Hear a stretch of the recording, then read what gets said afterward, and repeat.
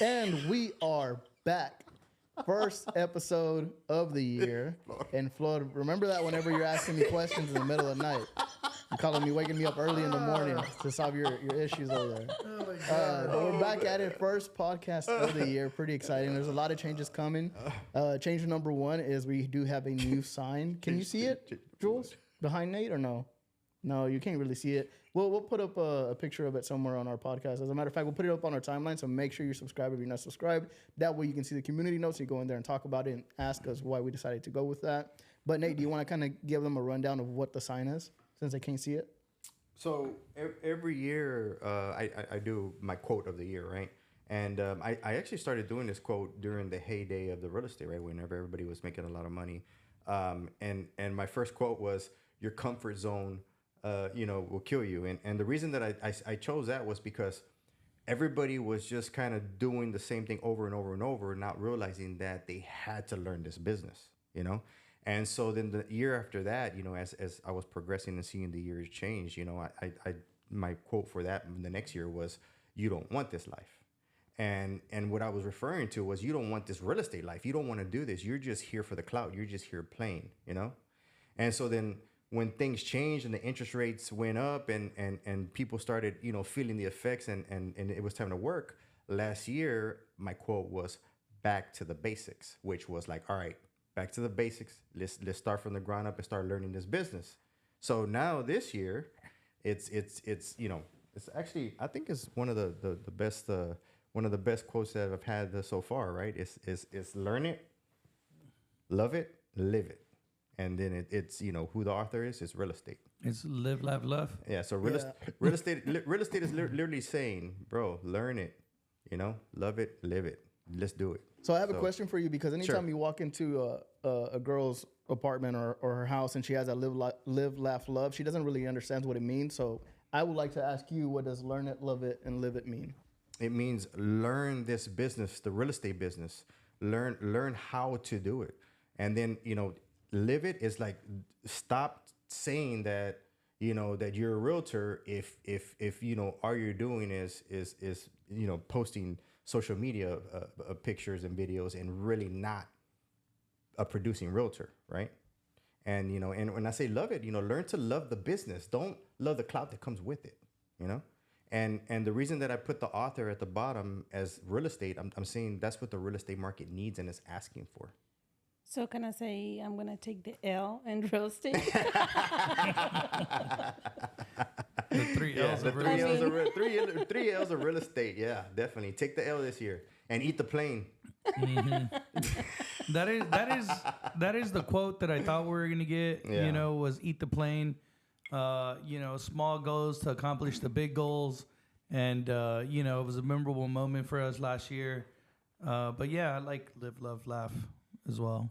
It's all good. I'll provide more memorable moments on this podcast. That's what I do. That was his only memorable moment of 2024. It was like the epitome of 2024. If you summed up 2024 with one quote, eat the plane. Eat the plane. Eat the plane. I mean, that's what everybody needs to do in this business. You need to start off step by step. You just can't eat a plane in one sitting. You got to start by the nuts, the bolts, then you get to the wing and you break it down. For those of you, they're laughing for a different conversation. But for those of you who don't know, there was a German man, I believe they're German. He ate a whole plane. Bro, it gives me Ike Turner vibes, bro. Eat the plane. Eat the plane anime. I have no idea who that is. I'm too young for that. But yeah, no, getting back into it, because I feel like this is losing the conversation. Vic, what does that mean for you, the quote that we have here? Learn it, love it, live it. Same thing. I think that we don't do a good job as agents of actually learning the business, learning how to market yourself, learning how to identify kind of pain points in your market or even your client's conversation. I mean, there's so much to learn, from marketing to closing techniques to pricing to lingo. There's a lot. This is a true career. I do think that the barrier of entry is really low in real estate. I do believe that it should be higher. I think that this is a very serious job, and you're dealing with a lot of people's money. And when I was young, I valued that. I valued the time and the trust and everything the clients were willing to give me. And I took the time to learn it. I learned every single thing in this business that I could. I took time to learn price per square foot. I took time to learn construction, even though it really, initially wasn't correlated with real estate, but there was a lot of foreclosures and I needed to know pricing, to learn budget repairs and things like that. I had to learn how to be. I was an 18-year-old kid and, a little disrespectful, a little rough around the edges. I had to learn how to communicate and how to do a lot of different things that I wasn't really used to, and I would say not even taught, because we just came from a different area, so there were certain things that I needed to learn to do different. So I had to put a lot of time into how I wanted to be, the persona that I wanted to put out there, and all those good things. So I do think you got to take the learn aspect of it, and that's something that I've always been really big on, is learning, education, kind of reading and all that good stuff. You want to do the research, you want to learn. I think it's important. Love it. I mean, this is a thankless job. I think as men, thankfully I do have Nate, and I constantly ask him, bro, like this and that, and he's like, bro, that's all you're going to do. It's a thankless job. Like, no matter how well you do for somebody, no matter what you do for people, no one's ever going to thank you, which is why I go out of my way to thank everyone and to show the love and show the appreciation of everybody that's helped me throughout the time, and even my clients that use me and referral partners that give me clients an opportunity. So I genuinely love the camaraderie in the business. I love helping people get into homes. I love getting a good deal. I love the thrill of the sell. I love the business all the way around. It's an exciting time for me on every aspect of it. I can't say that I love when things go wrong, but I love that I have the tools necessary and the backing here at our brokerage to be able to overcome any obstacles. So I do genuinely love every aspect of this business. For me, the hardest part was money. It was getting earnest money and getting people to give money. And I think we've had those conversations before. And once I learned to overcome those objections and kind of understood why, Nate mentioned one time people go and spend a lot of money, on a lot of things, I got to convince them to spend the money with them for their family. And I learned to love that process, right? So definitely learned a lot, love a lot. And then as far as living it, well, I don't have a part-time job doing anything else. I'm not at the movie theaters, at the, oil rigs, at the, at a restaurant, wherever the hell, saying, oh, I just do this right now, but I'm a real estate agent, part-time. Or, hey, I'm driving Uber, but I'm a realtor. No, I'm all in here. I give it 100% here. If I need money, it's here. I live it all the way through. My marketing tactics do not include anything else other than real estate. It's marketing tactics here. If I need money, I got to get it from this business. And, so, after going through my life story, I do say that is a pretty nice quote. I do agree with all three aspects of it. I actually like it a lot too. I feel like everybody likes or hopes to live this life or just to live it, but the way I see it, it's learn to love it and live it. It's just like a whole combo of everything. Real estate is not for everybody. So if you don't love what you do, there's no way that you're going to learn it. And there's no way, obviously, that you're not going to accomplish living that life.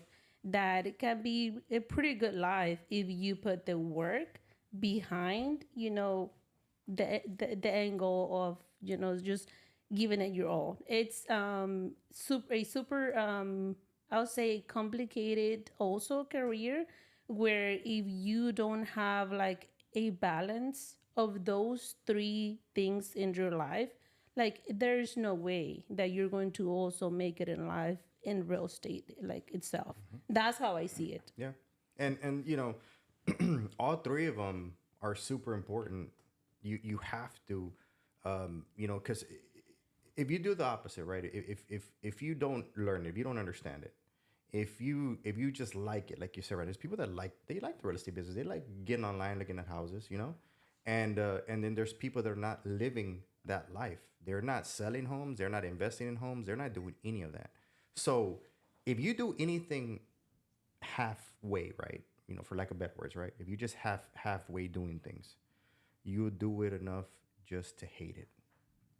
You do it enough you're doing it because, hey, so and so made so much money, and I think this is the easiest way for me to make that much money without an education or without working a lot or without whatever. Or I could be home with my kids and do it part time. And that's not the case. I mean, It's not. these are the three things that you have to have in this business to be successful in this business.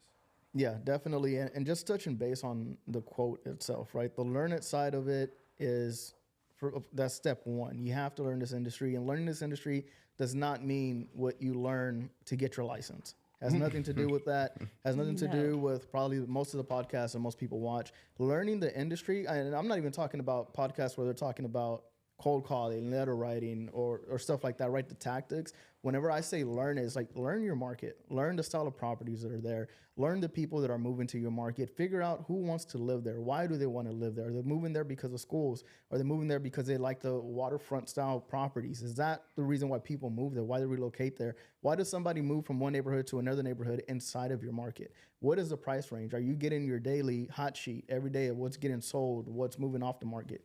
Learn it. That's what you're learning. It has nothing to do with the social media side of it, the marketing side of it for you to necessarily get your clients, right? That's a whole other aspect of it. Learning your market to whenever people ask you questions, you can answer it, right? You're the professional there. People understand that this is a person that I go to answer my questions about real estate on this side of town.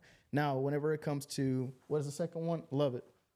The reason why you have to love real estate is because if you're just in it for the money, that's going to go away quick. There's going to be one point in time where you have a good year or a good month and you're going to make all the money you want. And then you're going to be like, you're going to move off of the gas pedal because you're going to slow down. You're comfortable now. And if you don't necessarily love this, it's not going to, you're not going to think about continuing to go and to continue to grow within your career. Number one thing is you have to love this industry, everything that it comes with, the good and the bad.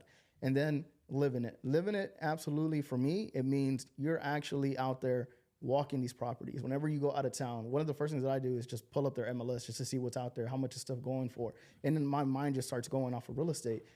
Doing just regular comps on properties that you go and walk, investment properties, finding a little portfolio that you can pitch to somebody else who's an investor. You actually have to live it. Like, people have to know that this is what this person does.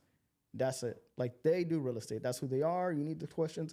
And that's why those three are super important in this business. You have to have all three of those in order for you to make it or make a career out of this. No. So I'll give a quick round of applause for Nate for coming up with a quote. I'm really excited that was able to move all of your people. Actually, it was Jovani. Jovani actually came. You know me, I don't like to take credit, so Nate can have it. Giovanni's very humble. So I told Jovani, hey bro, what do you think about this? And he rearranged it in the correct way, and we talked about it. So yeah, I mean, and that's not. I didn't just come up with one really good one. I had two. So yeah, make sure you mention that. Well, I'm gonna do that one. I'm gonna do that one next year. Yeah. When I get my pilot license. It's not gonna be worth it anymore. It's not gonna matter. So. You should give your homeboy a neon sign that says "Eat the plane" once he gets his license. I know that should actually awesome. be great. Yeah. I think William stayed in the dryer too long, bro. That's live it number one. You have to look like a realtor. Yeah. Y'all don't beat up on my realtor like that. And let's talk about that. Let's talk about appearance. You know. Hey William, come in here. This is how you're not. That's terrible. No, let's talk about appearance because these. I think that they're. I mean, obviously, we're getting older. I'm getting older in the business. I've been in here 14 years now, and there's realtors that are 18 years old now, just starting, and it's a different generation. Every time it's a different time. Yeah, and they're coming in, with the '90s style, and I didn't like it. I didn't like the baggy clothes then. I didn't like the oversized stuff. I didn't like the, there was a lot of the '90s that I didn't think was professional, really, in general. So I mean, how do you fix that in real estate? I mean, I think even the suits were baggy back then. And as that style comes back around, coming from a super athletic fit that was during COVID, very casual athletic style. People started wearing white sneakers with every single thing they owned, and that's done in 25. The thing is that being stylish, right, can be professional in any generation. You know, No. that doesn't really that doesn't bother me. I know you know you're saying you don't like the baggy look on the suits, right? I mean that's one thing, right?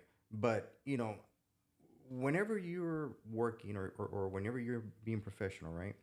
Um, there's no standard anymore for that. Yeah. The standard is out the window. I mean, people just, and I get it, you know, like if you're 19, 20, you just came into this business and you don't have enough money, you know, to buy nice clothes, you know, and, you know, you have that same, you know, polo shirt and the chinos, you know, I get it, right? And then your first $100 suit, you know, from Suit Mart, I get it, you know, but, you know, whenever you just stick to, you know, to being trendy all the time, and you think that being trendy is what's going to get you clientele, or being on social media, you know, wearing a, you know, $600 t-shirt, you know, and acting like that's success. I really don't like that really bothers me, and it always goes back to the same thing, and I'm so sick of these freaking videos, right, where they talk about people like you know, what's it, Mark Cuban, you know.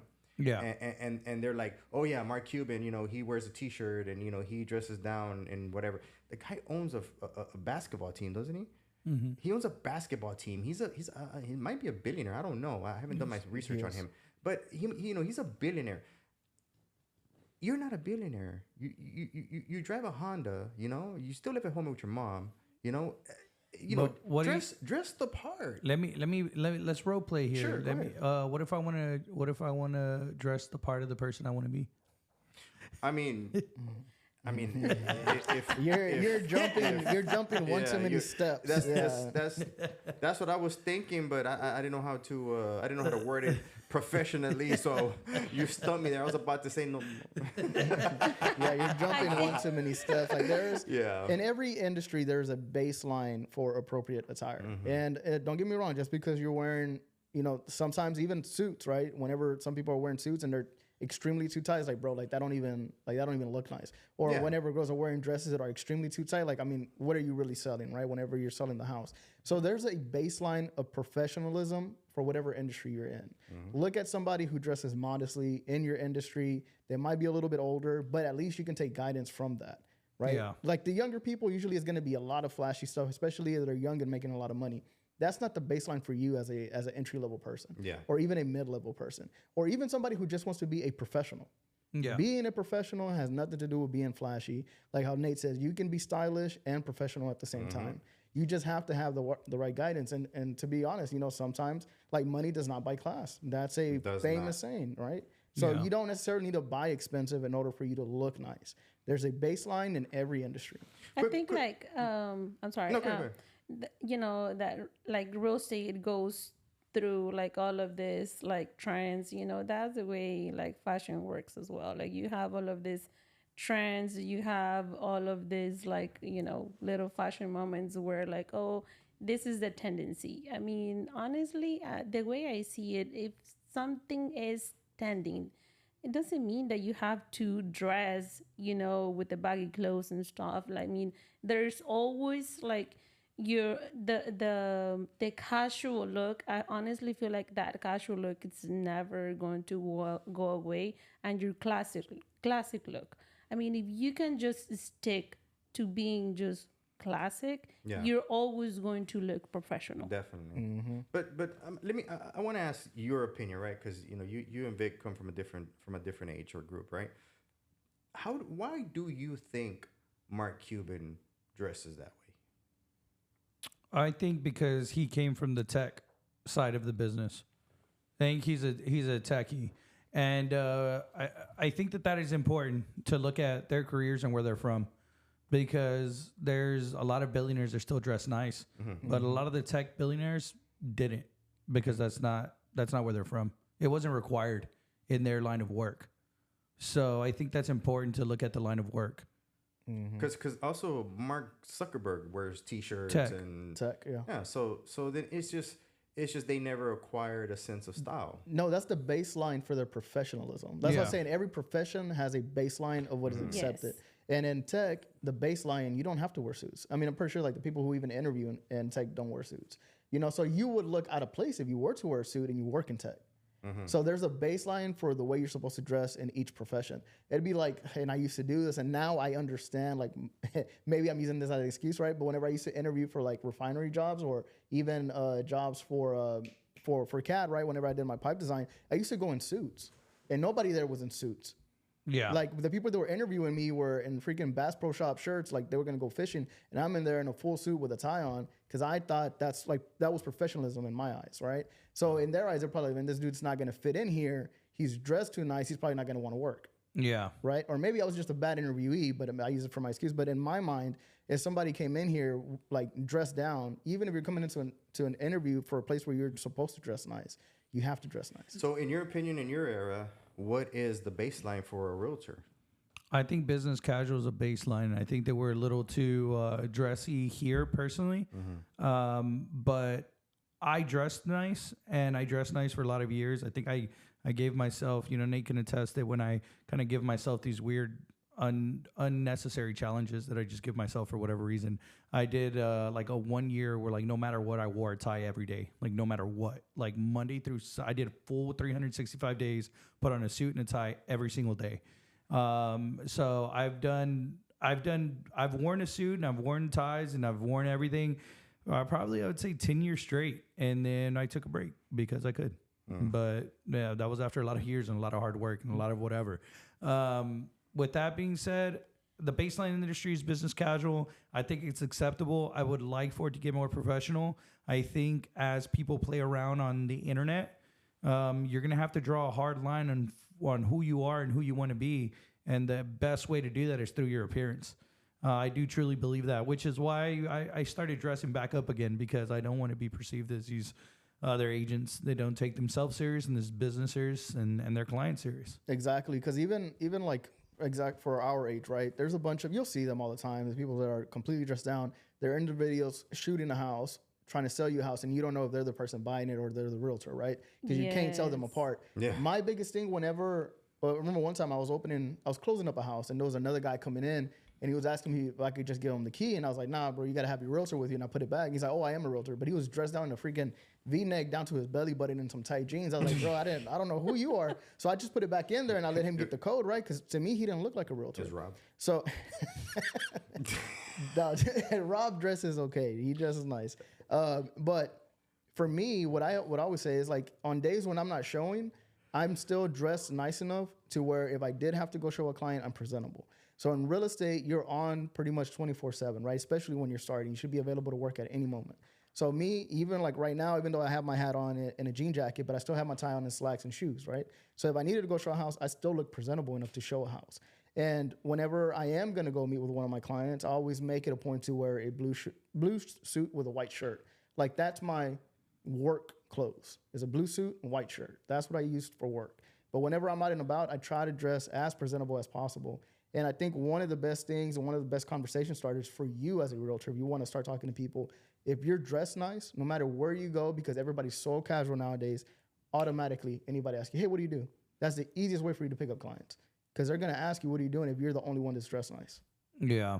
I think that's one of the reasons that I choose, like, kind of like this career too. I really liked, that everybody, it's like, most of the agents dress nice, like, but not after probably 2021 when 2020 ruined it. That ruined a lot of people. But I'll tell you what, if you wear a suit in Saks of Fifth Avenue, people are going to come to you and ask you if you work there. That is true. That's the only time when, according to them, you're not dressed nice. I'm like, bro, come on, because you're working for them. Yeah. Nah. You know what I do? I actually told Vick this the other day, because I told him I was at the mall. And he's like, well, you're not working. I was like, no, that's not true, because I do have my suit on. And people always ask me if I'm working there, and I always tell them no, but I can sell you a house, and I give my business card. Hey, but you know what? That happened to me at Walgreens too. Some guy came and said, oh, yeah. Yeah, remember he came up to me. He said, hey, do y'all sell? And I said, bro, I don't work here. He said, oh, I'm sorry. I said, they wear suits at Walgreens? Nate said, I'm here in my $3,000 suit with my $5,000 watch. And you think I work here? And they thought that he was wearing scrubs. Probably. As humble as Nate was, he was like, do I look like I work here? I was super nice. Say, yes, sir. Let me show you where the medicine's at. That's and awesome. he walked. I don't know. I think that, and once again, there's no standard. There's no standard, unfortunately, in real estate as far as. But there is a standard here. Yes, there is a that's the standard here, important- there's Lionsgate a standard Realty. here. There is a standard here at Lionsgate Realty, but what I'm saying is that the industry itself doesn't have a standard, and you know, a lot of times, you know, I run into real estate agents and they're like, oh man, I can't wear a suit every day. I can't wear a suit every day like you, man. And the whole time I'm thinking in my head, bro, who's asking you to wear a suit every day? You know, you're not me. You know. You know, you know, that's I don't know why they tell me that, you know, and I'm like, you know, if you don't wear a suit, right, every day, or if you don't wear a suit regularly for work, then if you just wear a suit for special occasion every once in a while, then you're cosplaying. That's my opinion. You're faking it. So just, you know, dress like yourself. Don't wear a suit whenever you go and accept your little you know, participation awards, you know. like go dress like the idiot that you were doing, you know, when you were showing the houses that you were selling. So what do you do, Vic? Because I know that you mainly host the interviews, like whenever we're hiring somebody. So if somebody comes to an interview and they're not dressed accordingly or properly, like, do you straight up tell them? Oh yeah. I tell them, oh man, my parking expired. I'll be right back, and then I don't come back. I do believe that. I actually heard Vic tell this guy one time, "Did you know you were coming here for an interview?" I mean, that's good. Oh, I mean, man. these guys, some of these people are just like, you know, they just. Well, one thing, whenever I was doing interviews, one thing that I always took in mind was like what part of town that we're coming from, because like I'm from Baytown, right? So for people who don't go to church in Baytown, like nobody owns a suit. So I keep that in mind. And whenever they came in, if they came in with a nice button-down polo and their nice jeans starched up with their best cowboy boots, I'm like, okay, at least he came professionally for what he thought he was going to get interviewed for, right? But if you're coming in basketball shorts and a loose T-shirt, bro, like no, like it's not gonna cut it. Yeah. So I keep in mind like where they're coming from to interview. I don't care where they're coming from. Sorry to make a job. I don't care where they come from, Jovani, and I'm gonna tell you why. Whenever you go to court, okay, the judge is about to change your life, and when you go up there in front of him and you dress up, you wear your best. Doesn't have to be a suit, but it's your best. And the judge will take that into account. If you're wearing a button-up shirt, a tie, you know, slacks, you know, even if you're wearing some black tennies, right? So the way I see it is, I'm gonna change your life. You're gonna come here, and I'm gonna show you how to make more money than you've ever made in your life. So you should dress up. You should look the part, and you should make me look at you and be like, I think this guy has potential, or this person has potential. So I don't give that cop out. Don't be showing up to interviews, you know, in t-shirts and gym shorts or in your freaking overalls, you know, because you just got out your freaking job. Go home, take the day off, take a shower, get a haircut, trim your beard, and come and see me.